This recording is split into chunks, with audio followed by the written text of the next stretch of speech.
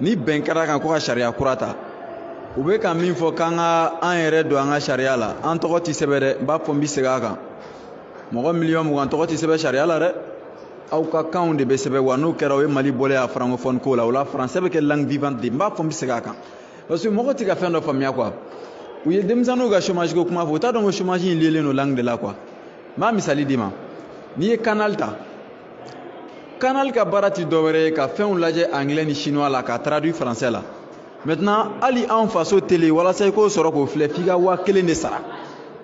an bɛ tila k'a fɔ tuguni k'an bɛ yen bon n'an tun bɛ baara k'an ka kan na téléw tun bɛ dayɛlɛ langue bɛɛ lajɛlen na journalistes tun bɛ ta langue bɛɛ lajɛlen na hein ko kabako ko don télé tun bɛ caya journalistes bɛ caya maintenanciers ni mun a tun bɛ caya langue toutes les langues an yɛrɛ ka ressources bɛ don a la mais k'an to francophone na hali bi u ye coopération internationale ko kuma min fɔ Mali tɛ coopération ɲɛnama sɔrɔ ni France da ma don a la parce que an ye France dɔ de ye on est colonie de la France et c'est la langue qui fait ça kan de b'a kɛ hali mɔgɔ caman b'a fɔ ko ne ka kuma na ko n bɛ tubabukan fɔ n b'a fɔ ne ye kalan de kɛ français la mais ne bɔra fili de kalama n k'an ka bɔ a la an bɛ anglais kalan a b'an ka sariya la an bɛ bamanankan min fɔ nin ye wari b'a la n ko wari ye arabukan de ye an b'a fɔ ko karisa hakili ka di dɛ n ko hakili ye arabukan de ye nin kɛra kabi lawale la lawale ye arabukan de mais n'a b'an ka kan na an ka taa n'a ye ten an ka taa français yɛrɛ tɛ week-end fɔ wa an bɛna gɛlɛya ka di ɲɔgɔn ma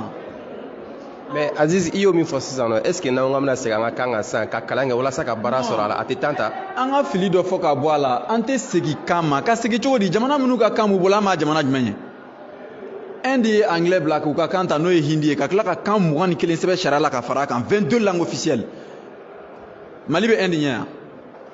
Uranda bɔra francophone na nin y'a san 16 de Uranda de ye jamana 4nan ye min ka sɔrɔ basigilen ni farafinna bɛɛ ye ka tila ka téléphone Android dilan Maraphone an bɛ Uranda ɲɛ yan u ka langue fɔlɔ ye jumɛn ye Kini Uranda ce n'est pas l'anglais Kini Uranda de do b'o mɛn en général donc u sɔrɔla ka anglais da la ka français da la ka Swahili da la Tanzanie tun bɛ anglais de fɔ a ye anglais jigi k'o t'olu ko fɔ ka Swahili layɛlɛ donc anglais kɛra langue vivante ye Faransi de Vietnam colonisé Vietnam kelen-kelen in mais au cas malo bena feere ma ko Vietnam ye français de bila k'u yɛrɛ ka kan ta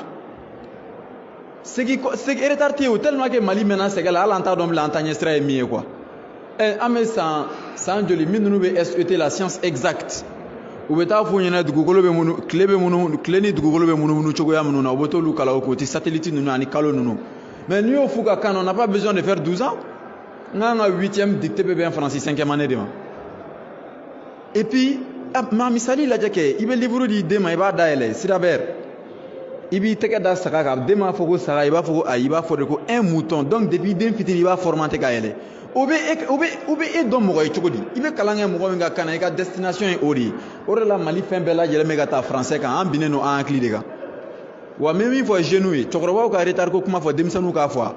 an b'an si kɛ yan an tɛ bɔ yan a fɔ mun na cɛkɔrɔba ninnu kɔrɔla olu bɛ bɔ da de la olu bɛna bɔ denmisɛnnin minnu fana kan ka carrière daminɛ n'olu bɛ ka miiri cɛkɔrɔbaw miiri cogo la an bɛ taa min san 16 fara ne sisanga kan mɔgɔ min ye san 20 san 16 fara sisanga kan a b'a sigi sɔrɔ san joli la san 36 o tigi ma foyi yɛrɛ ye fɔlɔ mais mɔgɔ min bɛ san 60 la o ka miirina parce que o kalanna tubabukan na depuis fitinin ka ɲɛw ni kunkolow kala la a b'o kun na yɔrɔ wɛrɛ tɛ yen français in kɔ ou bien Russie n'aw ye français kalan cogo cogo n'u taara Russie la u bɛ Russie ka kan de kalan ni m'u ka kan kalan i bɛ segin mais u t'a ye k'an kan k'an ka kan ta wa n'an ka kan ta an ka sariya la an tɛ lakodɔn donc ɲɔgɔn faga fana tɛ dabila rebelle ti français de a kɔrɔ bamanankan na maa murutilen tɛ a tigi murutila mun ma mun de y'a muruti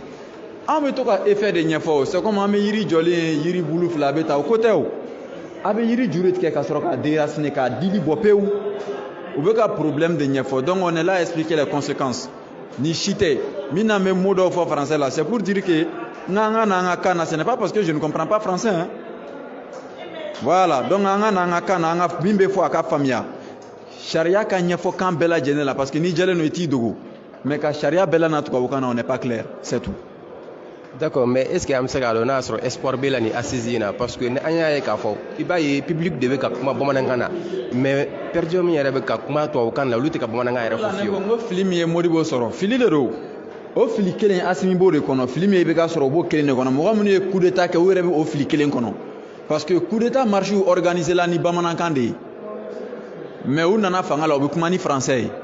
espoir jumɛn bɛ sɔrɔ fɔnba ninnu ko k'olu y'a kuma fɔ c'est vrai tiɲɛ don a yɛrɛ y'a fɔ jama na mɔgɔ caman fana sɔrɔla min ninnu kumana kanko kan o de la ne nana institution yɔrɔ la n'o ye Mali sariya cakɛdabaw bɛ yɔrɔ min na cour constitutionnelle bɛ yen de fili bɛ constitution de la o tɛ ni nin banna ni bɛn kɛra min kan o de bɛ ta hali ni langue ma ta ne bɛ matrice ɲɛfɔ mathématique la mɔgɔw k'a faamuya je vais faire ma kɛ. mais i da yɛlɛma la ko gouvernement bɛna sɔn i ko enseigner université la. gouvernement mɔgɔw yɛrɛ dabali bannen t'a la parce que a tun ti mɔgɔ kɔnɔ ko Racine Carré bɛ se ka ɲɛfɔ an ka kan na o i bɛ taa kalan in ten Racine Carré mais les anglais ne disent pas Racine Carré o b'a fɔ de ko root square olu ka kan de u b'o de kɔrɔ dɔn même i taa ka taa sigi u bɛ taa tɔn kalan kun école la tɔn ni basa ni sɛw an bɛ tila ka n'an sigi k'an kɛra mɔgɔ kalannen ka tubabukan fɔ maintenant ka français lakodɔn an ka sariya la k'an ka sanu bɛɛ bɔ ka d'u ma k'a sɔrɔ k'u jɔ ko tubabuw bɛ ka bin an kan an m'a fɔ ko tubabuw bɛ ka bin an kan u bɛ ka bin jumɛn tubabuw tɛ ka bin an kan yan an yɛrɛ de y'u wele an yɛrɛ de ko k'an y'u dɔ ye Italie ye Faransi Rome ye Faransi colonisé o Faransi bɔra ni jumɛn ye langue tɛ yan mais o ye Mali transition bɛɛ gosi ni langue yɔrɔ ye mɔgɔw m'a faamu ko n'aw m'aw ka sariya to yen ka transition sigi m'aw bɔ francophone na o bɛɛ t'o langue kelen yan o langue de tɛ ka employer nin yan o kɔrɔ ye fɛn fɛn bɛ kɛ yan nɔ Faransi mɔgɔ min ma taa école la a informé len don ka tɛmɛ maliyɛnw yɛrɛ kan o de la Mali kunnafoni bɛ bɔ kɔkan ka na u k'u n'u sigi yan nɔ ko je suis peul n tɛ kuma bamanankan na ou bien je suis xénophobe wa an m'a ye an b'an ka kan ta diyagoya de a bɛ bɛn bon gré mal gré n bɛ dan yen nɔ. d'accord sani an ka kuma kuncɛ an bɛ fɛ k'a dɔn e ka nin lutte in daminɛ ni sisan cɛ est ce que Mali fanga y'a ɲini k'i rencontrer pour que i ka se k'i dɛmɛ i ka baara in na. Mali fangaw bɛ nin fɛn in kalama dɛ a min ninnu ye formation kɛ Russie u ye russien de kalan Russie a 108 langues mais u ye russien ta walasa ka bɔ domination mentale la an b'o de la tubabu militaire tɛ salle kɔnɔ o maa bɛ ka kuma français la mun na c'est mental la a b'an kun de la ministre caman b'a kalama mais ministre kelen o kelen si tɛ se k'a falen jamanadenw de ta u ka sariya ye n'a ko k'aw ka sariya kɛ cogo min na a bɛ kɛ ten de. i ka kumakan laban Aziz. mɔgɔw ka Mali problème lamɛnni dabila u ka ɲɔgɔn buruja dabila Mali y'a dɔ ta Mali y'a bɔ ta ɲɛmɔgɔ ko tɛ transition ka janya a kana surunya ni si tɛ an ka ɲɛkilen cɛ ma dɔrɔn a banna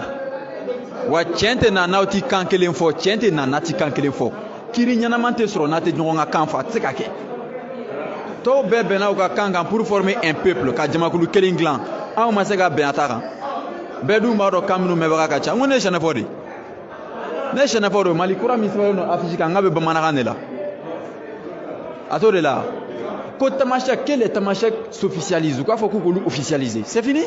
a ma ban n bɛ dan yen nɔ. d'accord merci beaucoup.